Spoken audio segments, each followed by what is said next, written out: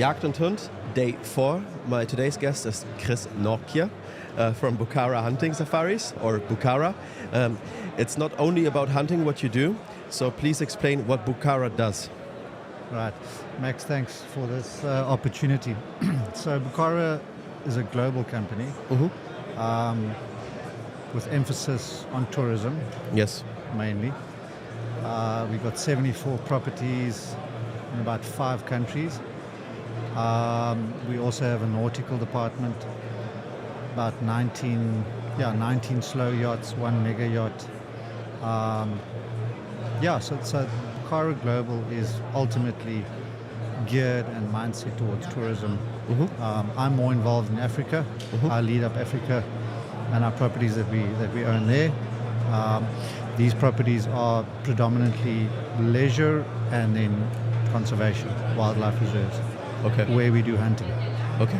Sorry for the introduction. It's not only hunting. But I mean, we're here on the one of the probably biggest hunting exhibition in Europe. So I think for us should be hunting the main topic to talk about it. Yes. But I think that hunting and leisure, or like phototourism and all of those things, they're not separated, and they're like a part of each other. I think because most of the people see it very critically, but I think that it's like that it belongs together most of the time, because ultimately the money that is gained, probably in your reserve as well, is going back into conservation. That is the money where you be able to actually do what you do. Is that right?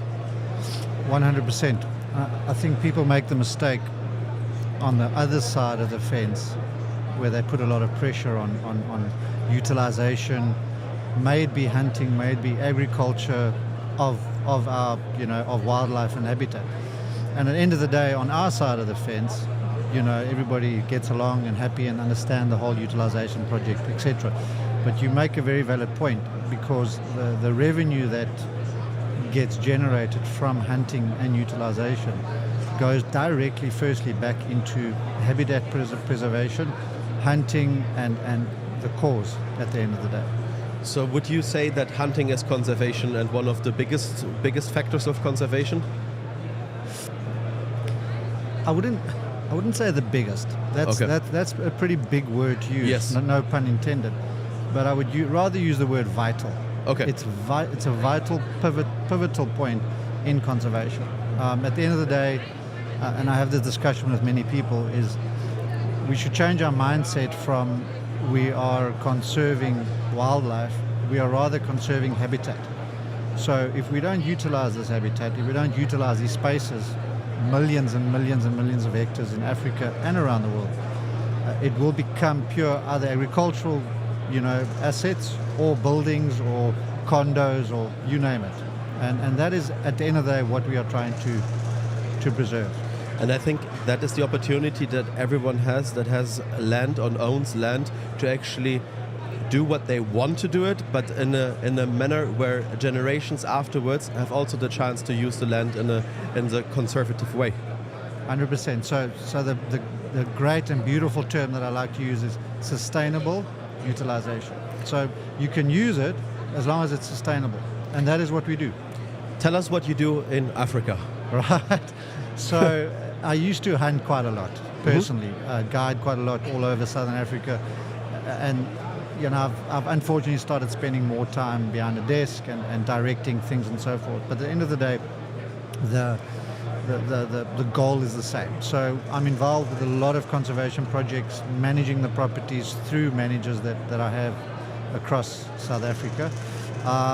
Ultimately, like I said, the goal is to utilize the properties, get clients in, tell our story, get the right people there, and make use of what we have. Sounds very interesting. No, it's like you always hear like the stories of like people in Germany. No, we shouldn't. Who are not involved in the hunting industry. No, you shouldn't do hunting, or you shouldn't do this and that. We said that we don't want to talk of politics, but it's like maybe like a short thing that we can say is that what do you think about the involvement of other countries in your, like, deciding for your country what should be allowed and what should not, and what should not be allowed. Maybe also in terms of like trophy import, trophy export, and how the country actually lives off that. Yeah, this could get very heated, but let's not use names. At the end of the day, first and foremost, I know that the country in question, number one, should first be consulted as to what is the guidelines, what is the suggestions, where do we want to go, etc. Now, you get instances where the country itself is probably not very capable of managing these assets. So what would the next step be? Is you approach the private owners. In South Africa, and I presume in Namibia, most Southern African countries, the highest wildlife population in ownership belongs to private ownership and not in state ownership. We had many of those people here, like Willy Pabst, who was in Zimbabwe, who owns a super huge property, and he's doing a lot of conservation. So the numbers speak for themselves. Now, as we sit here, I can tell you right now in South Africa, the wildlife numbers has never been this high. It's super cool, and it's mainly due to private ownership. So to come back to your question, 100%. As private owners, we should first be consulted. What do we think? What's the best way to do this? And we should take revenue out of the equation for a second and really concentrate on what is sustainable. And your answer would lie in there. No emotions, no revenue. What is the most sustainable way? No, 100%. Yesterday we had Isaac from the ministry in Botswana here, and he talked briefly about the current president, that he actually consulted with the population about the hunting, and then they lifted the moratorium in Botswana after asking the population. So for me, it would be a major thing that we also do that of European countries, to actually go to Africa and consult with the private owners and also with the ministries and with the government if hunting is if hunting is really what we tell them. And I think if they would see that, a lot of opinions would change afterwards. You mean from a European perspective? Yes, from a European. 100%. And that's it. The world adds too much emotion to their opinion. Yep. And we have to take emotion out of it completely. And we have to base it on facts, on science, and what you see on the ground. Emotion does not go hand in hand with these big decisions, and we have to move away from that. Let's talk about again about Bukhara and maybe some of the properties. Where are you guys located in Africa, and how does a hunt work with you, and why should people come to you? Right. So we operate in the Eastern Cape. We operate in Limpopo recently, the Kalahari. Mm-hmm. Those are our main hunting areas. It's quite extensive areas. It's not small. So we like to use the phrase extensive management and extensive hunting. In terms of how we do things, it's pretty old school, really, really old school. We have a very small numbers of clients every year, and we base this purely on what can we hunt, rather than what do our clients request from us. So it's a really quota-based system, almost, if you can put it that way, and what's sustainable. Lately, the last 2 years, we've done a lot of family-orientated visits. So we incorporate a lot of hunting, then we incorporate a bit of sightseeing and a bit of socializing, well, not socializing, sorry, leisure, down in the coast where we have some really cool properties. So we're concentrating on the whole family, rather than just the old school. Dad comes to hunt and mom. No, I mean that's for. I think that's for most people, or for most clients probably you have. That's a major factor because usually they're not single and they have a family with them, or they would like to do the hunting and afterwards do some leisure and do some holidays, or maybe even do the hunting with the family. And I think that's also a part most of the people don't talk about. But it's what attracts in the end is that you can bring your family and that you have a good time with them and still keep the memories of what you do there. Exactly, it's all incorporating, and at the same time, if you involve more family, you're spreading the goodwill, so to speak, teaching young people how to hunt, teach them the right way how to hunt, which is important. 100%. No, I've myself been to South Africa and really liked it, Right. and I think it's always a good trip. And Yeah. Great. Yeah. I have a question Yes. about the ethical hunting aspect. You said that you do things old school. What does that mean? Right. So And maybe also, where has the hunt, like how was there a change in the hunting industry, like in the last 10 years? Maybe also due to social media. Do you see a change in that, or like? yeah. So ethical. It's also, again, is a very big word. Yep. My mentor wrote me a message in my diary one day when I was still an apprentice many years back. And it said there, do what you know is right. Mm-hmm. And that phrase to me goes hand in hand with being ethical. 100%. If it feels wrong, then it's wrong. If it feels right, then it's right. And in terms of ethic, many people have a different view on ethics, what is ethical, what is not ethical, etc., etc. And I think what you need to say to yourself at the end of the day, if you feel that it's right, then it's fine. Continue with it. Very well said. So in terms of what are the key factors of being ethical, I think there are certain boxes that we have to tick. You know, how do we hunt? Do we offer the animal an opportunity to get away? Mm-hmm. Or we're sitting on the back of a car and shooting at 200 or 300 yards and giving the animal zero opportunity to get away. That's a very simple way of putting it. So I think we've come a long way, really, truly, in terms of ethical ways of doing it, purely because there's so much eyes on us in the world. And I think it's forced a lot of people to change the way they do things. So it's a good thing. It's a good thing that there's pressure. It helps us to do things the right way. The interesting thing is that what you just said, that the change is going to the ethical hunting. Yeah. Or it has never been unethical, but there's a big change in It's a how bigger movement. Yeah, it's a bigger movement. Yeah. For example, in Namibia, they changed now the regulations from the NAFA to like age-regulated measurements. That Right. means that there's like a certain multiplier that you get when you shoot or harvest older animals. Right.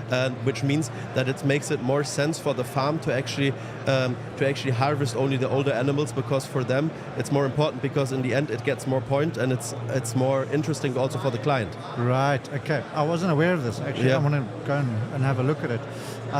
As you say, I mean, there's so many factors that involves ethics. Yes. Your ethics might be different than mine, but there's a blueprint Yep. that we all need to stick to. Do you see that there was a change due to social media in the last years? A change in terms of ethics, or Yes, also. I think massively.